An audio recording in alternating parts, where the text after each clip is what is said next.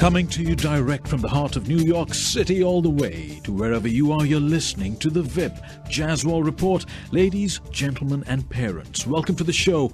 Our children bring us so much joy in our lives, but as they grow, they also bring us challenges that makes being a parent very difficult.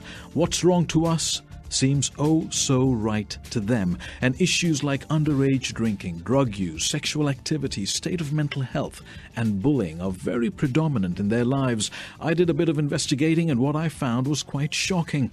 Almost 75% of students have consumed alcohol by the end of high school. More than a third have done so by the 8th grade.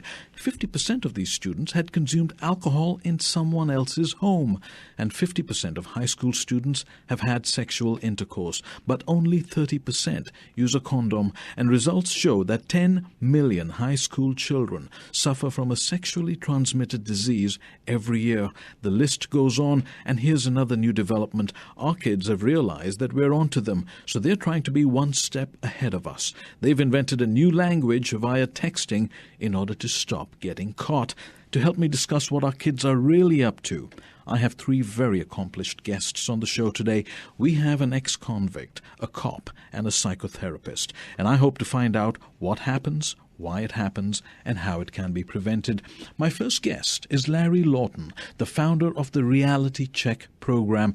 Larry started this program to help prevent young people from going down the path he did. You see, he was once America's most notorious jewel thief, but he went on to become a police officer, only in America, and was also the first ex-con to be recognized on the floor of the United States Congress. In 2008, Larry started working with law enforcement to give them an insight into how the mind of a professional criminal works. Welcome to the show, Larry. Glad to be here, Vipp. Glad to be here. Just hang in there, please. My second guest is also a Larry, and he's also a cop, but we'll call him Good Larry. He is Larry Carter. Mr. Carter's been a cop for over 31 years. His duty in law enforcement have included patrol, the narcotics division, community policing, and general criminal investigations. Mr. Carter is also a certified instructor in racial profiling, sexual harassment, domestic violence, conflict resolution, crime prevention, workplace diversity, and many others. Welcome to the show, Mr. Carter. Thank you for having me. And my third guest is Dr. Lisa Palmer. She's one of Hollywood's youngest go-to psychotherapists. She's also a licensed marriage and family therapist, a certified hypnotherapist, and brings a whole new perspective to issues and challenges that our children are faced with. Welcome to the show, Dr. Palmer. It's wonderful to be here. Well, all three of you, right? We have lots to cover and very little time. So let's start with Mr. Lawton. Larry, you came up with the Reality Check program. Tell me, what is it? Well, the Reality Check program was founded to prevent and help young people make better choices. What we found out, Vipp, is all kids make choices, and we have found out about 11 years old and up, they start understanding consequences. That's the difference, and that's why our program works with parents now. Actually, we really work with the parents and educating the parents. But the original Reality Check program came up with helping the young people. We ended up having the highest success rate in the country, and that was documented by a Florida college. They did a quantitative analysis on the Reality Check program, and we have a 43% increased grades, 31% increase in school attendance, 70% have better attitudes, and 90% don't get into trouble. We took that, Vipp, kept going on that because parents kept asking us, what else do you have, Mr. Lord? We need to know more information. And we'll touch on something in a minute here. What you said is another language, which is texting symbols. But parents need to know, Vipp, that what we do and the team we put together, which is the Larry Carter, which is Dr. Palmer, and also a former judge, Glenn Robin, which we'll have him on as well someday, is what we're doing, Vipp, is educating parents to help their teens. If they don't know what's going on, they can't correct it. So that's where we're going with all of this. What's missing in the present level of education that you're actually filling the hole? What everybody thinks it's just about telling a kid what to do. Right. When we put together what this whole program is, you have to have lived it to be able to gain the credibility. I don't want to learn about electricity from a person who doesn't work with electric every day. If I want to know about radio, Vipp, I'm going to talk to you, a man who's been on the radio for many years. If I want to talk about a doctor in psychology, I'm going to go to a Dr. Palmer, or law enforcement to a Larry Carter. Our whole entire format is based on our knowledge and the respect we get for our knowledge. And kids and parents now pick up on that very easily, Vipp, and that's why our success. And they're not doing that anywhere else. No, there's no team in the country put together with the qualifications that we put together this team. No, I think the what constitutes your team is extremely sort of fascinating. But when these parents are coming to you, what are the issues that the children are facing that they want you to come and fix? Sure. Well, a couple of issues right off the bat are, first of all, parents don't know what drugs are in school. So that, to me, is so important. You have to show a kid, a parent, the educational value of drugs in school, sex in school. You hit it right on the head in your introduction, Vipp. It was a very good introduction, because a lot of parents don't know about the texting symbols. A lot of parents don't know about what drugs are in schools. A lot of parents don't know about bullying, gang signs, what to do if a police officer stops your kid.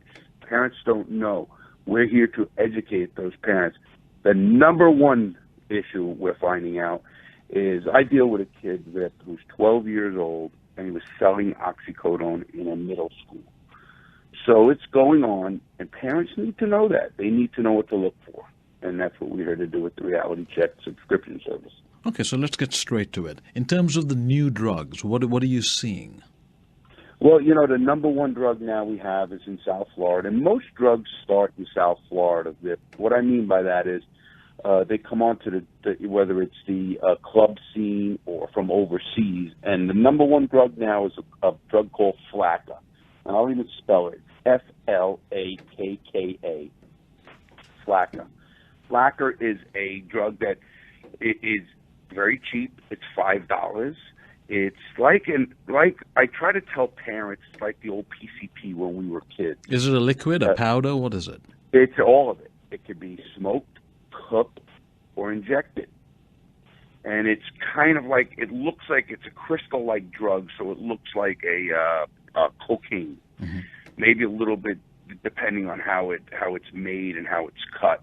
And what it does is it creates an excited delirium, Vipp, and that excited delirium gives a kid a euphoric high that they feel invincible, number one. And besides feeling invincible, the dangers of the drug are their body temperatures go up to about 105, 106. And actually, I just educated law enforcement on this in South Florida, Fort Lauderdale Police Department, on what they need to do with this drug. It's not just arrest a kid, throw him in the back of your car. We've had 25 deaths in South Florida this year alone. Here we are in August, or September now, and 25 deaths have happened in South Florida from young people between the ages of 15 and 30. So what we need to do is educate not only parents, of course, but police, and they have to get these kids to a hospital, and that's the number one drug. We also have Crocodile, 2CP. These are just psychedelic new drugs. Of course, we still have Molly, and of course, K2 Spice. But I also want to emphasize that you made another great point in your introduction. Alcohol is still the number one drug used in schools, and it is a drug. I'll debate that with anybody. And also marijuana. Marijuana is heavily used in schools. But out of all these drugs, which is the hardest one to detect and the cheapest to obtain, or the easiest to obtain? Well, the easiest to obtain is a drug called Spice or K2. It's just the brand names. They have Monkey, Purple Haze. These are drugs. It's a synthetic marijuana. That synthetic marijuana is still obtained at head shops, 7-Elevens. They're not supposed to be doing it, but you have these little corner 5 and dime stores or gas stations that do sell it. And just a minute. Are you telling me the gas stations are selling this legally? And there's where it's sold as incense. It is sold as incense, Vipp. And what has happened with this drug is the law enforcement keep, and I'm sure Larry Carter will emphasize on this, law enforcement keeps making it illegal. But what happens is they change a chemical compound in the drug, and then it's done again. Again, they're selling it not as a drug, of course, but they're selling it as an incense to burn. It's easy to obtain by kids. Parents don't know, and here's why the kids are doing it, Vipp. It can beat the piss test. It can beat a urinalysis. So a parent can buy a over-the-counter urinalysis test in a Walgreens, and when they do that, the kid will pass that test. So they are coming up with tests to detect that. It's a more expensive test and harder to get as well, but that is why the kids are doing that. So if my child goes out and gets an incense stick, it's not because he's converting to Buddhism, right? Well, I think. But how does he then get the high? Is he inhaling it as the fumes are given off? No, they smoke that drug there flat. But you can't smoke an incense stick, though. Yes, you can. It looks like marijuana. They put it into a rolling paper or a bong or a pipe. You can make pipes out of a roll of paper. Oh, so you remove the powder and put it in some sort of paper? Or... It's not a powder. This drug, Flak, is a powder. This is two different drugs. You asked me what's the number one drug that kids are using because they cannot get. No, but I'm talking about the incense stick. Right. No, the incense looks just like marijuana. It looks like marijuana. And they smoke it just like marijuana. And then they get a high just like marijuana, but it's a very short high. And the problem with this drug, Vipp, is it is creating seizures in kids. Believe it or not, kids would be better off smoking marijuana. This drug is creating seizures and serious brain damage. So now these are the secret drugs, but let's talk about the secret communications now. Communications is great. We had so many people have ways to get around things. I was talking to some people, and do you know what the word POS, if you took your son or daughter's phone and you looked at their texting and you saw POS, what would you think that means? You wouldn't know. You think it's just kids being abbreviation like TTYL means talk to you later. That's what that means. I mean, we all know that.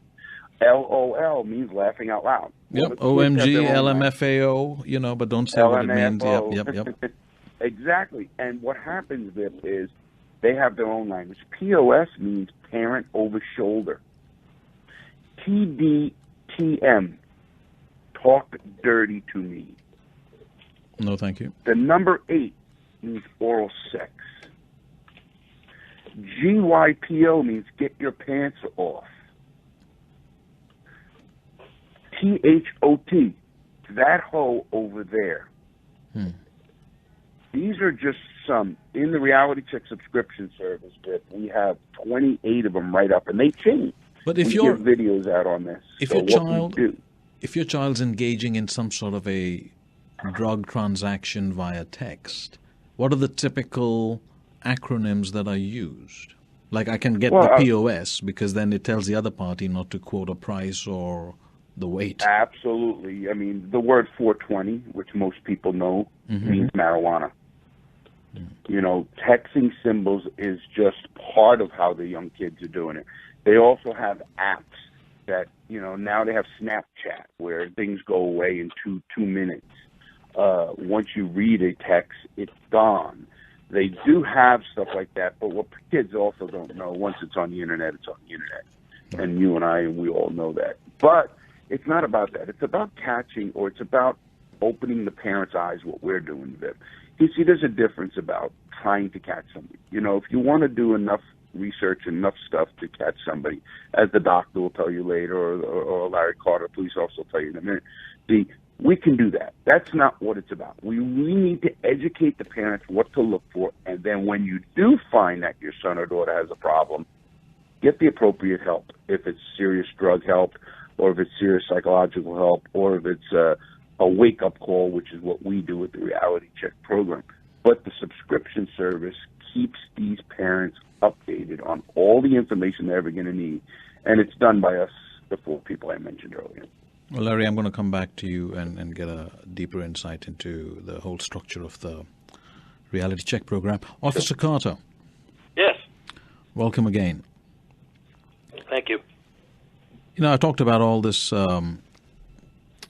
sexual abuse and misconduct and things like that. A lot of kids, they're having alcohol, right? Right. How you can tell if they've consumed it, but how do they hide it? Well, continue with what Larry was saying. Parents have to educate themselves. Now, just recently, we had a kid actually go online and order about 25 or 30 empty suntan lotion bottles. These were bottles that weren't used, and they actually put alcohol in the bottles and went to the beach. And so this kid was handing out alcohol on the beach in suntan lotion bottles. That's just one example. Wow. How creative these kids are getting. And so I actually went online myself, and I went to the manufacturers, and sure enough, I can order the empty containers. So what do you Google, like empty bottles for sale? Any suntan lotion bottle. This kid happened to have a very generic bottle, right, but it said suntan lotion on it, SPF 30, and they just filled it with alcohol. And what is usually the typical alcohol of choice? Usually vodka, and the reason the kids like vodka is because it has a low smell to it. Scotch or bourbon or some of the other alcohols you could smell it pretty well, but your vodka you can't smell it that well, and so that's their choice. They usually mix it with Kool-Aid or they'll put a Coke in it or whatever, but cranberry juice is another favorite one, and that's what they'll sip on. And what are the creative ways in which they actually get access to the alcohol? Usually they'll have someone of age buy it for them. We've had kids stand in front of the 7-Elevens, and as customers walk in, they'd say, "Hey, I'll give you $10 if you buy us a bottle of vodka or buy us beer." And of course, that's a crime, and the person is placing themselves, in harm's way. But that's usually how it does. Or they'll find a friend that is 21 that's hanging out with juveniles, which parents should watch, and they'll go in and purchase the alcohol. Now, you mentioned something interesting to me the other day. You said that the kids are taking drugs right under their parents' noses. Right under their parents' noses. I had a lady call me a couple of weeks ago, and she says, my kid won't let me in his bedroom. And I said, what do you mean your kid won't let you in the bedroom? There's no expectation of privacy. I said, that's your home. You go in and you check the bedroom. So she asked if I would come over, and I said, sure. You give me permission, I'll walk in the bedroom. And you wouldn't believe what I found in the bedroom, Vipp. The first thing I did was I said, your kid looks pretty smart. There's a lot of books there. He says, well, I don't know anything about the books. And so I picked up 3 or 4 of the books, and sure enough, one of the books I found that was hollowed out. And just like in the movies. Like in the movies, okay? Another thing I found a Coke can with a false bottom to it. And I know we can purchase all of this on the Internet.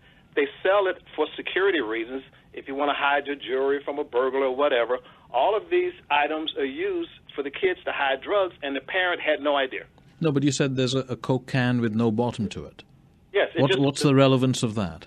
It's a false bottom. It screws out. You place your drugs, you hide your drugs in it, and then you screw the bottom back on. It looks exactly, you can't tell the difference unless you pick it up and actually unscrew it, and that can be done with any item. These kids are getting creative in shop classes. So where can you buy that? It's on the Internet. It's sold as a safety measure. It's sold for safety for homes. If you want to hide your jewelry or your valuables from a burglar, you just unscrew the can and you put your jewelry or whatever in the bottom. But these kids are using it for other purposes. So what else did you find when you entered the room? I also found sandpaper, a little small piece of sandpaper, and I said, is your son in shop? And he goes, no. And I took a closer look, and I said, your kid is using the sandpaper to sand down pills. In other words, they sand the pill down to powder form. Wow. And they're using it that way. So when they've powdered it, what do? They smoke it?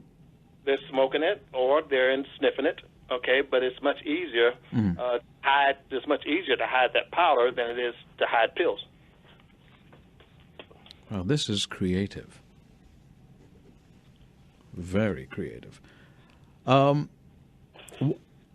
As a cop, Now, my son is 15. He's going to be 16 next year. He's looking forward to driving and things like that. And I'm sure at some point, he's going to get pulled over for speeding and something like that. Sure. Mr. Lawton mentioned earlier on about, that you're going to tell us what to do when the police stop you. Well, the parents have to teach the child. The first thing they do when they see the blue lights is take a deep breath. Okay, now as a child, as an adult, your blood pressure is going to go up because you're being stopped by the police, and that's a stressful situation. So you can imagine a juvenile is really going to be excited. And what we teach the juveniles is that, first of all, they have to pull over in a very safe place. But what I tell parents and what I tell juveniles alike, make sure that all of your paperwork is accessible. In other words, your driver license, registration, proof of insurance is in a place that you don't have to seem suspicious when the police stop you. Most people keep their driver license in their wallet. Their registration, proof of insurance is in the glove box. Well, that was okay a few years ago. But today, with what's going on, that information should be kept very close, maybe over the sun visor, where they don't have to make any sudden moves when that police officer stops them. So if the child gets pulled over, they shouldn't be trying to call home because you might see the light of the mobile phone? The first thing the child should do is make sure they pull over in a safe place. If it's at nighttime, you want to make sure they pull over in a lighted place. In other words, a 7-Eleven or a shopping center that's open. Okay, they should immediately turn the car off. If it's at night, immediately turn on the interior dome light. And if those windows are tinted, you want those windows rolled down. Okay? Now, the police officer is either going to approach on the driver's side or the police officer is going to approach on the passenger side, depending on the officer. The main thing is you keep your hands on the steering wheel. You do not step outside of the car. Do not exit that vehicle. You wait until the police officer approach and give you the commands. It's a very regimented. You have to understand that stopping a car is one of the most dangerous things that a police officer can do. That is one of the most dangerous things. And so therefore, the number one mindset of that police officer is his or her safety. The number two mindset is the safety of the driver. Another thing, Vipp, the driver of the vehicle must understand that he or she must control the passengers in the vehicle. In other words, that kid should tell his buddies in the car, shut up. Don't move, shut up. Let me deal with the police officer. Mm-hmm. Now, usually, these kids are on their way to a party, and my son goes to a lot of parties, and I've always been very sort of, I try and I think I have an open relationship with him, and some of the stuff he tells me that happens, I try and take a deep breath and try not to move suddenly. It's one of those situations. But there seems to be alcohol getting into the parties. Yes. Yes. And everyone's aware of it. It's not like I'm saying anything new. But can you body search the kids when they're coming in through the door? Well, first of all, the parents should be present. The parents should have control of that party. That's their home. The parents are the ultimate responsibility of what goes in that home, and they're responsible for all the juveniles in that home, including their child. So that's number one. Number two, once the word gets around to most of the kids in the neighborhood that if we go to Larry's house to have a party, his parents are going to be there. His parents are going to supervise the party. So that's a deterrent there where alcohol won't come inside the house. Now, that's not going to control what's going on outside, kids going in and out, back and forth to the cars. But inside the house, the parents must make sure that they control everything that's going on in the house. As far as searching, well, that's a gray area. We don't want to start searching juveniles or searching other people's kids. That could cause a problem.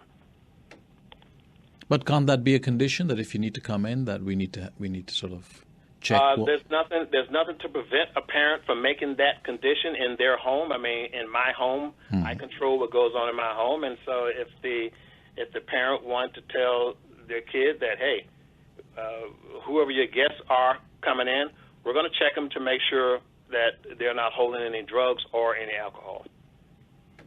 And usually what's going to happen, there's not going to be very many guests at the party. That's what I was going to say.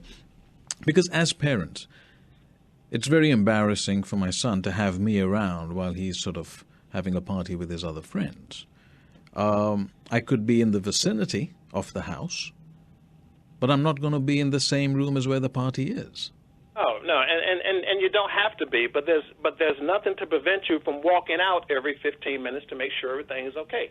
Right. I mean, that's as a parent, you have to take control, and as an owner of that home, you've got to take control as to what's going on in that house, because, again, that adult is ultimately responsible. There are laws in the state of Florida and laws all over the country that govern if a kid gets drunk and leaves that house and gets involved in an accident, or if a kid overdoses in that house, then that's going to fall back on the parents, and the parents should understand that. And a lot of parents don't. I think the parents need as much education as the kids. Absolutely, absolutely. Because absolutely. what is the legal liability? What's the penalty if my son's having a party at home and I'm locked up in my bedroom to give him the privacy he needs? What am I looking at if I get caught for being so-called negligent? You were supplying a party for kids, and you supplied the alcohol. The alcohol was in your house. You're under control of that house, and there's really no excuse. The law doesn't look at the fact that, I didn't know. I was in the bathroom, or I wasn't there, or my kid had a party without my permission. It doesn't work that way. I've arrested several parents for having alcohol in a party when they should have known. It's a sad situation, but the parent has to understand that they are responsible for what goes on at that party and on their property. So what's the minimum penalty and what's the maximum? It's a misdemeanor, okay, for the kids getting alcohol in their home. And the maximum could be if you have an overdose or a kid that overdoses on alcohol, then that can go up to a felony. Also, they have to understand that there's going to be a civil lawsuit, okay? They can be sued, and I don't know if their homeowners their homeowners insurance is going to cover that lawsuit, that liability. Yeah, that gives a whole new revelation to, trying to be an understanding and a cool parent. Well, a cool parent, parents ought to tell their kids and grandkids, I'm not your friend, I'm not your buddy, I'm your parent. And so therefore there are going to be rules and regulations, and they have to control that environment. So if you as a cop, if say his friends left home after the party, they're driving away, you happen to catch them because it was reckless driving, you could follow the chain of events and come back to me and arrest me. No, I wouldn't, not could do it, I would do it. I would find out, we just left a party over at Johnny's house. Oh, really? Okay, is the party still going on? I can't tell you the number of times we've been called by neighbors that there's a party next door, there's 50, 60 juveniles out front, we think there's drinking going on, and usually when we get there, we do find the alcohol. In fact, we can see the bottles and the cans flying in the street and on the yard before we walk up on the property. So then it goes on my record as a parent. Absolutely, absolutely. The first thing we find, the first question I ask is, who's sponsoring the party? Well, Joe, Johnny over there is sponsoring the party. Okay, where are your parents? Who owns this property? Who owns the home? Okay, that's who I need to talk to. And if that parent is absent, or if that parent was in the back room watching television and they didn't supervise that party, then that's an issue. You see, here's my issue now as a parent, and I might be overly paranoid, but if I've controlled the alcohol, I can't control the drugs. Because according to Mr. Lawton, you could be bringing in drugs through various forms, especially this new Flacker stuff and all that. The girls could be putting it in their lipstick cases. Right, and that's where it's going to have to be a little closer supervision, okay? I've seen a couple of parents arrested. They had no idea what was going on. They had no idea that their own kids were involved, okay? And I tell you something else, too, Vipp. You're going to have to monitor this even before there's a party. You're going to have to monitor who your kids are hanging out with, what kind of friends they have. I've gone to many, many parties where kids have had an excellent good time, pool parties, and there was no problems. But then there are other times where the parent never really monitored who the friends were before they decided to have a party. So what should a parent be doing if I'm monitoring and I notice suspicious behavior? I can go up to them and figure out, is something wrong? Just noticing from the sort of euphoria that's happening among a group of guys or girls, then should I be calling the police? Well, that's a decision that you're going to have to make, because once the police involved, then the police are there to investigate, and whatever they find, if they find violation of the law, then they're going to have to take some type of enforcement action. But what we should do is, I tell parents, you've got to have that open communication before we get to that point. Okay, but let's say we got to that point. Say I'm panicking because this has never happened in my house before. I call the police come. They do find that the kid's got some sort of powder or some sort of suspicious substance. Do I get convicted even though I call to report it? No. So I'm in the clear. As a parent, you've done your due diligence. Okay, you've done exactly what you're supposed to do, and the police is going to have to take whatever enforcement action they deem necessary at that time. Lisa? Yes. Yeah, you sent me some notes, and you said, the biggest problems facing kids from your perspective is the violence, the drugs, the obesity, stinking thinking, and bad self-esteem. I get everything else, but what is stinking thinking? Thinking negative about yourself. A lot of really bad thoughts, really bad self-esteem, and this is really, preventing kids from being motivated and going further in their lives. And by the time people finally come to see me and parents bring their kids to me, the kids are already in big problems in their life. We've talked about how, kids are being more creative about how they're getting into problems, and they're coming to me for how to get to the solution. So by the time they come and see me, they've already gotten into drugs and violence, and, maybe they're pregnant, or, they've got big problems going on. So their salvation to get themselves away from stinking thinking is drugs and violence. Well, I think that the drugs and violence actually assists them into stinking thinking. It doesn't help them to feel better about themselves. Mm-hmm. It doesn't help with their self-esteem. I'm here to try to help them get out of stinking thinking, help them to, feel better about themselves, think better about themselves. But as a parent, how can I identify stinking thinking?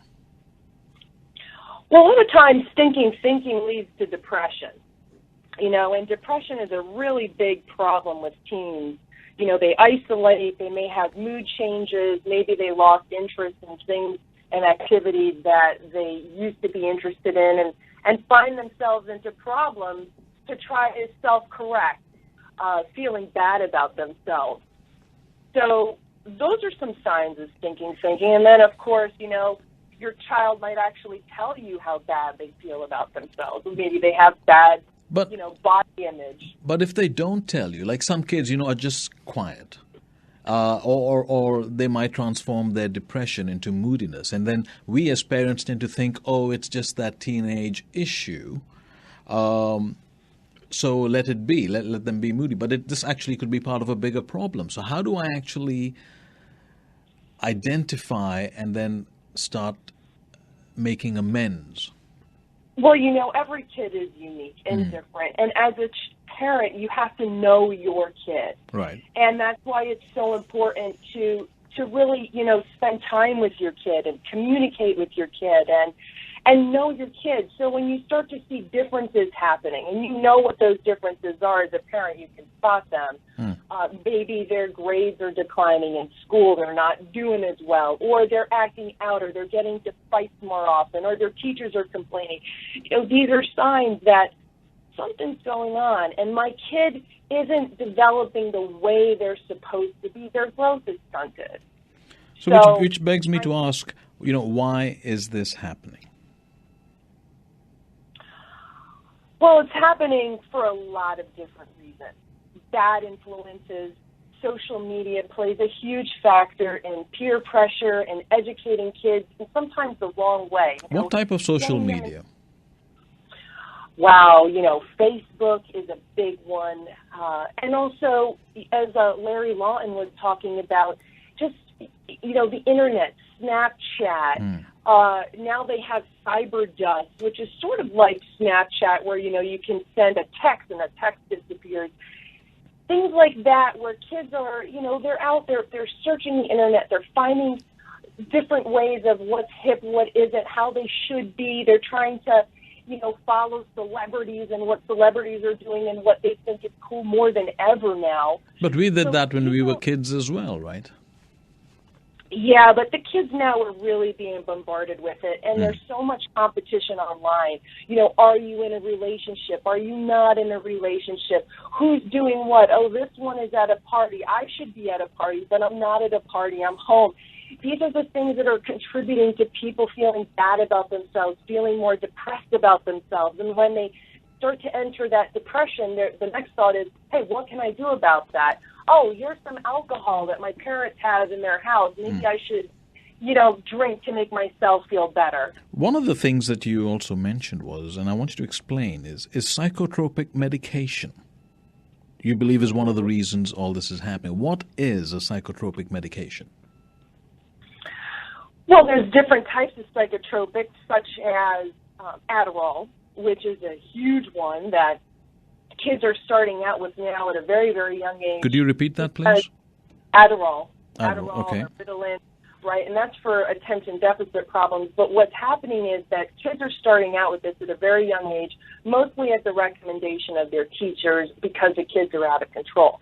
And then what's happening is that they're becoming dependent on it. And then they're using it almost like to survive and to party. So it becomes almost like a party drug, and then they end up using other drugs in order to, because they're having other types of problems. So it leads to other types of dependency. But the Adderall is a big one, for instance. Go ahead.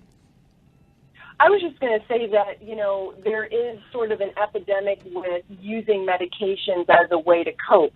And because of that, kids are not learning to cope properly. They're not learning ways to adjust, how to problem solve, how to think, how to be in touch with their emotions, and what to do about it. And when you have the mentality that, a pill is going to be the solution to everything, what do you think that does? It creates a mentality of dependence. So when there's a problem and nobody can help me, guess what? Maybe I can turn to flakka. Maybe I can turn to marijuana. Maybe I can turn to something as a way to self-medicate. And this is what we're doing with our kids. So if I was to come to you for solutions, what are the top 2 solutions that you normally prescribe to your clients, parents and their kids? That is a very, very tough question, to be honest with you, because solutions have to be customized. This is the problem with the way we go about treatment in America, is that we want a one-size-fits-all solution. And it's so easy to say, here, take this pill. But to be honest with you, that isn't the solution. That's been the problem that we have. So you have to look at what's going on from every angle. What's happening relationally in the family? Are there family conflicts we need to work out? Do parents need to learn how to parent this child better? What's happening internally inside of the child? Does the child have bad self-esteem? What are the core problems here? And then we go from the solutions from that. But we can't treat something unless we know exactly what the real issues are here. One thing I did like about what you had sent to me earlier was it said, don't be a weak parent. Give them consequences. And I think, America overall, we started treating kids just as another form of adult. And we're sort of, absolutely. We're sort of, it's not the old school way of parenting where there would be consequences and the consequences weren't necessarily verbal. Listen, we have a lot of problems with that. We have a lot of parentified children, kids who are acting as parents to their adults because the adults are being weak in the relationship. We have a lot of guilty parents who maybe they got divorced or maybe they're not spending enough time with their kids. So what they're doing is they're enabling their kids in different ways, like, maybe buying them things to try to make them happy, and the kids are turning around and manipulating their parents in all different types of ways, so the parents are trying to appease their kids, and they're walking on eggshells around their kids because the parents want to be loved. Right. What they need to realize is that a way to show love to the kid is to set boundaries, to set structure. This is what kids need to feel safe and to feel secure, and to really to grow up and to be responsible adults. Well, Doc, one of the things I plan to do with my child is, and it seems to be causing quite a controversy in my hometown, I'm actually taking my child to visit a jail cell to show him that, you know what, when things are done wrong, when he grows up, this is where he's going to end up. And it's not going to be just a 2-3 minute visit. I'm actually going to sit with him there in an empty cell for about an hour. That is fantastic. I love that idea. And actually, Larry's done that, I believe, with teenagers, and I think it's a fantastic idea because kids really have to get a sense of the consequences. Right. You know, it's one thing to read about it. It's one thing to talk about it, but to live it is something else. And that's what I love about sort of, you know, really helping kids to understand what it's like to be someone who, you know, hit bottom, or to be someone who got in trouble. That's what I love about Larry Lawton and his work, because he's getting out there and he's talking to kids saying, hey, if you want to end up in prison, this is what's going to happen to you. So you better straighten out. Right. And I love that. So it's great. Let me take that to Mr. Lawton. Naughty Larry? Right. Naughty. What do you think of that idea? Well, you know, you got to be careful with that idea, and here's why. You know, it's definitely good with the parent, what you're doing on a one-on-one. I don't believe in scared straight. I think that's counterproductive. Every government agency that I work with will not work with my program if they believe it's a scared straight program. As the doc will tell you, and anybody will tell you who's done any research on it, scared straight is proven not to work. A kid would put up a barrier and look at you like you're crazy, or not say a word, or say whatever you want them to say just to get out of that situation. So it's counterproductive. Is it really? Wrong. Because you know what? We spent the last Absolutely. 10, 20 years sort of treating kids like with velvet gloves. No, let's say that I said scared straight. When I tell a story of a kid or a young person who got his anus cut from the top of his anus until his scrotum, and he was raped, and they found seminal fluid right there, and I read the report, that's a lot different than screaming in a kid's face and telling him, if you do something, I'm going to rape you, I'm going to beat you, I'm going to do something of that nature. So, Vipp, what you have to do is how you educate. Your kids already know you, Vipp. They know your mentality. They know how to push your button. They know a lot about you yourself as the parent. Right. So when you take that young person to the jail, and I'm all for that, or better than the jail, and I'm going to give you a suggestion here, is you take your young son to a courtroom, a juvenile courtroom, and watch them process kids coming in who've made choices and they got themselves a little arrested, whether it's petty theft, shoplifting, or, you know, boosting, we call car hopping, whatever it's going to be. You take them there and watch the kids in that courtroom, and the judge sent that kid for whatever days in jail or home confinement or whatever it's going to be, then just sit in a jail cell. I usually do that. I also have a lot of concerns with police agencies trying to be the Scared Straight program by bringing kids in. Like, there's one done in Melbourne, Florida, and it's really very troubling to me. And I made sure they took my name off anything. I don't want the word reality check involved in that, because I don't know who is educating those kids behind that jail. Right. Could be a guy who's really not educated enough to know the little nuances of how a kid looks, what's really getting into his head. The reason our program works, and the doc and everybody involved, is because we're educating the parents. And I just got to keep bringing that back, that you wouldn't know about a son on Adderall, like the doctor was talking about, unless you go to our program and subscription service and know what Adderall is. A very common drug, as the doctor said. So unfortunately, we've got a few minutes left. So tell me very quickly, the reality check program. How do we get access to it? At what stage should we be actually using it? And who is it suitable for? Well, the Reality Check subscription service is for all parents or grandparents with kids ages anywhere from 8 years old on to 25 to 30. Right.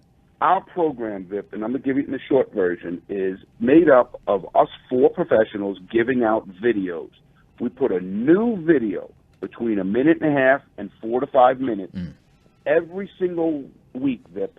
You can go to our website, realitycheckprogram.com.